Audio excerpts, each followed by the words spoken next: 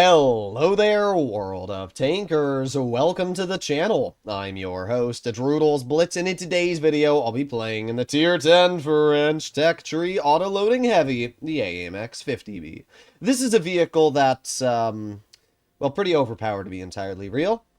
It has the best mobility for a heavy in Tier 10. It goes 50 kilometers per hour with a power-to-weight ratio similar to that of a medium tank. It has over or close to 3,000 DPM. It's got really good levels of dispersion and overall aiming time.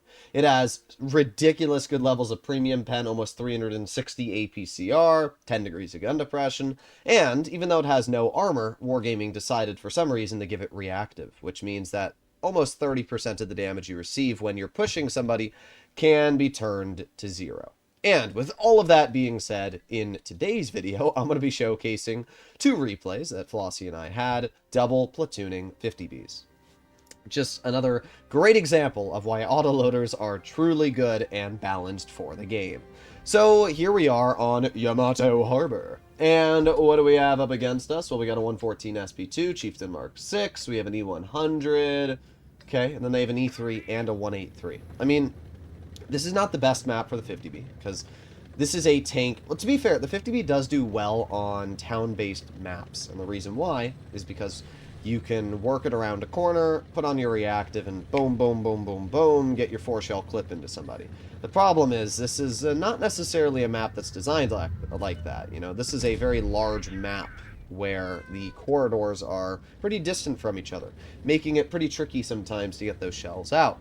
So I've done 340 damage, and I've already decided to start immediately reloading my clip. And now what we're going to do is count the enemy tanks that are spotted on the other side of the map. So we have a T-22, and I'm hoping that the 183 will get spotted over there. We do have the Marat, so that's both the mediums at least. I don't have to worry about that. Okay. 114 gets spotted over here. Flossie gets 339, 402, and bounces that shell, unfortunate. I wanted to try and shoot him, but there's just not much I could do. If Flossie tracked the 114, I would have gone out, but he didn't track him, so it's unfortunate. Now, Flossie did lose a lot of health, obviously, for that play. He's down about half of his HP. So far, we just haven't been able to really do anything, you know, super aggressive. This is the only problem with this map, as I said. But that's fine, you know? This is how autoloaders should be. However, you'll notice as the game progresses, we do go into beast mode with these tanks. So I got a shell into the T-22. I'm going to load in a gold shell. That's the one downside of APCR. It has a lot of great capabilities, but the downside it has is when shooting at an angled plate, it will ricochet. Where if that was a, you know, 380 pen heat shell, that probably would have gone right through. And of course, the moment we start reloading our clips, the enemy WZ-114 gets spotted. But that's fine, because we're going to push this 114. And this is where things start to get a little bit gnarly. So, I tell Flossie I'm going to go. And while I was tempted to try and shoot that E100 in the turret, I know that this 114 is suspect number 1. So what I'm going to do is I'm going to drive behind this 114, and for some reason, he's going to drive in the open and look at me. Like Flossie told me, he never even looked at me. Look at this. Look at this absolute aper. He doesn't even look at Flossie.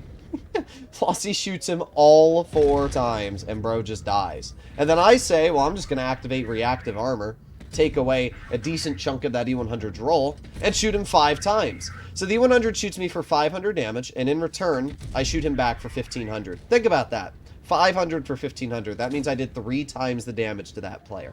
I'm now up to 2,300 L. And don't worry, Flossie already has his clip back, so Flossie's now going to get the shell into the enemy E100.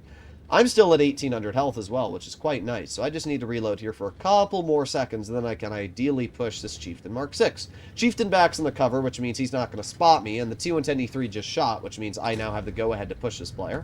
So I'm going to shoot him. I don't know how the hell that missed. It just absolutely sucked, but that's alright. Flossie's helping me. I get 1. Flossie gets 1. He gets the clearing shot. I'm going to start reloading my clip immediately. Same for Flossie. And in 18 more seconds, I have my reactive armor back. Now, originally, I was just going to wait behind this building, but looking at the direction the E3 is sitting, I know that I can immediately get behind this player. Oh! That's not what I like to see. Well, I just heard the 183 fire, which means I've got about 20 seconds of time before that player is a threat. So I'm going to get 1 shell onto the rear of the E3. I'm not able to hit him again. That one ricochets, but still pens, and I get the clear. Okay, again, I'm reloading my clip immediately. We're up to 4,300 damage dealt now. And, ooh, that's not good. I put on my reactive for the second shell, which does save me a little bit of health, but unfortunately at this point, if that Marat hits me, I am dead, right? The Marat has 370 damage per shot. So the only take I can realistically survive a shell from now is the T-22 medium. Flossie still has at least 900 health, though, so Flossie's alright. And we have a full health 268 version 4. So I'm going to just aim it on this T-22. There you go. High explosive for 50 damage takes that player out of the game. A genius 268 version 4 we have was full health and now has like 200. But you know what? Doesn't matter. I accidentally shot the 183 with a high explosive shell there because I forgot to swap back, but it doesn't really matter. I still got the clearing shot. And now that leaves us with the Marat. So I decide I'm going to reload my clip, and then Flossie has enough health to take a shell. So I kind of worked it out. Because I have 20 seconds left on my reactive, I'm just going to wait for my clip and my reactive, and then that Marat will not be able to kill me. So Flossie's gonna, there you go, get the snap into the Marat as he tries to leave. And even though this was a bit of a cringe game, we both ended up dealing a lot of damage. I did 4,800. Flossie did pretty good as well. And when you pair that with the fact that we got combined 7 kills, look at that. I mean, we literally did over 10,000 combined damage, or close to 10,000, which is insane. Like, this really shows why the AMX-50B is just such an insanely dangerous tank. 2 of these vehicles pushing you, what do you do to counter it? Like, really, it's 3,000 potential damage. Even if you're in an E100 or a mouse, you are still in the range of being full health killed in around, what, 2.7, so it's like 6-ish, 7, I think it's like a 6.8, 6.9 second dumping time. That's just insane. So, here we are, another game. This battle, I am going to maneuver my tank all the way over towards the medium side. This is basically a large medium, right? That's how you think of the 50B.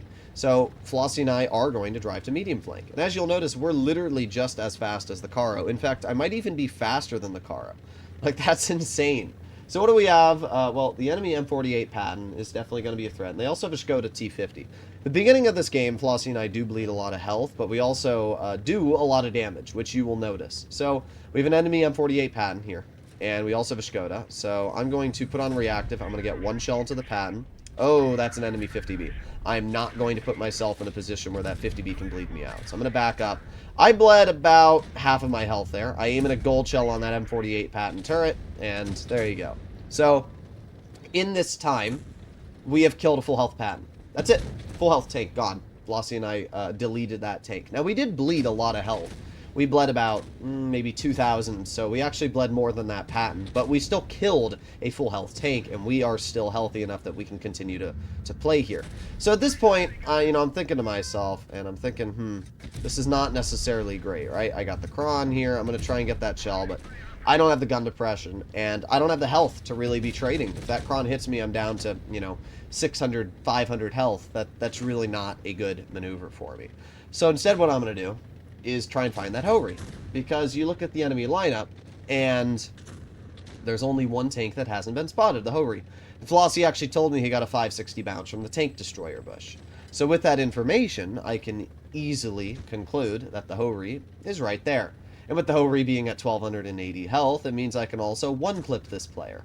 So that's exactly what I'm going to try and do. I'm going to maneuver my way all the way around. Now, what's a little lame is that I actually got spotted by this Ho-Ri. And it's not because the Ho-Ri saw me, it's because of the proximity spotting mechanics.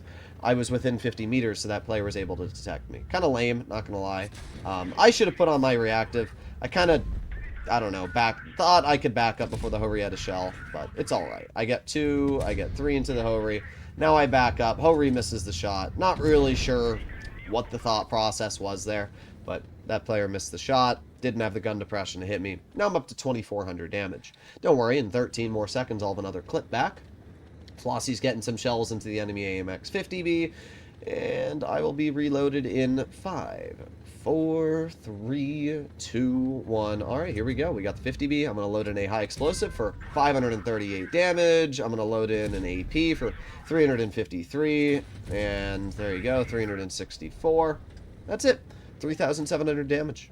I mean, it's just so dumb, right? It's so dumb what you're able to get away with in these games. So, yeah, second game here, 3,700 damage. And once again, that places me right up there next to the Minnow. The Minnow did a very good job because that player held while I flanked. But it's just like, it's so dumb what these auto-loading playstyles are able to get away with, right? If I was in a single-shot tank, would I have been able to do that to the Hovri? No. The Hovri would have been able to hold me off. I would never have been able to push that. I didn't even use my reactive. I was stupid. I should have used it, but for some reason my brain just doesn't like to waste consumables, so I didn't activate my reactive. But in the future, you know, I'll use it more often. Either way, just a great example of another dumb auto-loading tank.